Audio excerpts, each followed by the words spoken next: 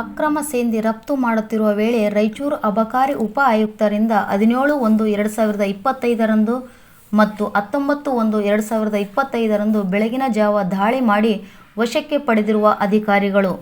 ಮಾನ್ಯ ಅಬಕಾರಿ ಆಯುಕ್ತರು ಕೇಂದ್ರ ಸ್ಥಾನ ಬೆಳಗಾವಿ ಅವರ ಆದೇಶದ ಮೇರೆಗೆ ಮಾನ್ಯ ಅಬಕಾರಿ ಜಂಟಿ ಆಯುಕ್ತರು ಕಲಬುರಗಿ ವಿಭಾಗದವರ ಮಾರ್ಗದರ್ಶನದಂತೆ ಮಾನ್ಯ ಅಬಕಾರಿ ಉಪ ಆಯುಕ್ತರು ರಾಯಚೂರು ಜಿಲ್ಲೆಯ ಅಧಿಕಾರಿಗಳ ನೇತೃತ್ವದಲ್ಲಿ ರಾಯಚೂರು ವಲಯ ಮತ್ತು ರಾಯಚೂರು ಡಿಸಿ ಕಚೇರಿಯ ಅಧಿಕಾರಿಗಳು ಹಾಗೂ ಸಿಬ್ಬಂದಿ ಜೊತೆ ದಿನಾಂಕ 17/1/2025 ಮಧ್ಯಾಹ್ನ 1 ಗಂಟೆಯ ಸಮಯದಲ್ಲಿ ಅಬಕಾರಿ ಅಧಿಕಾರಿಗಳು ಅಕ್ರಮವಾಗಿ ಸೇಂದಿ ಸಾಗಿಸುತ್ತಿದ್ದ ವೇಳೆ ರಾಯಚೂರು ನಗರದ ಚಂದ್ರಬಂಡ ಬೈಪಾಸ್ ರಸ್ತೆಯಲ್ಲಿ ರಸ್ತೆ ಗಸ್ತು ಮಾಡುತ್ತಿರುವ ಸಮಯದಲ್ಲಿ ಸೈಕಲ್ ಮೋಟಾರ್ ಮತ್ತು 50 ಲೀಟರ್ ಸೇಂದಿಯನ್ನು ಸಾಗಣೆ ಮಾಡುತ್ತಿರುವುದು ಶೋಧನೆ ಮಾಡಿ ಮುದ್ದೇಮಾಲು ವಶಕ್ಕೆ ಪಡೆದುಕೊಂಡು ಇಬ್ಬರು ಆರೋಪಿಗಳಾದ ಮಹೇಶ್ ತಂದೆ ಈರಣ್ಣ ಮತ್ತು ಮಲ್ಲೇಶ್ ತಂದೆ ನರಸಪ್ಪ ಎಂಬ ಇಬ್ಬರು ಆರೋಪಿಗಳು ಅಧಿಕಾರಿಗಳ ಮೇಲೆ ಬಲೆ ಬೀಸಿದಾಗ ಸ್ಥಳದಿಂದ ಓಡಿ ಹೋಗಿದ್ದು ಸದರಿಯವರನ್ನು ವಶಕ್ಕೆ ಪಡೆಯಲು ಕ್ರಮ ವಹಿಸಲಾಗಿದೆ.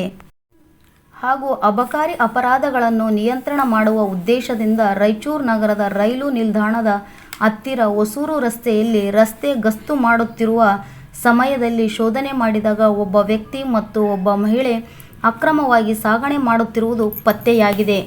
ಇಬ್ಬರು ಆರೋಪಿಗಳಾದ ವಿಜಯಲಕ್ಷ್ಮಿ ಗಂಡ ಬಾಲು, ಅಶೋಕ್ ನಗರದ ಲೋಕಪ್ಪ ತಂದೆ ನರಸಪ್ಪ ಎಂಬುವ ಆರೋಪಿಗಳ ವಿರುದ್ಧ ಪ್ರಕರಣ ಸಂಖ್ಯೆ 22/2024/2025 ದಾಖಲಿಸಿಕೊಳ್ಳಲಾಗಿದೆ.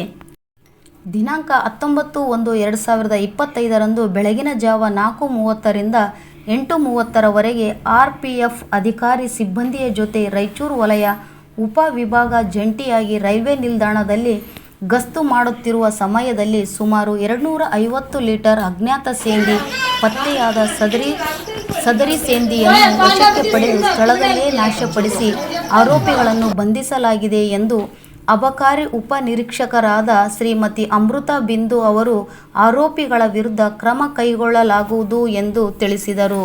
ಪ್ರಜಾ ನ್ಯೂಸ್ ಜೊತೆ ಇದಾಯತ್ ದೊಡ್ಮನೆ ಸಿರುವಾರ್. ಧನ್ಯವಾದಗಳು.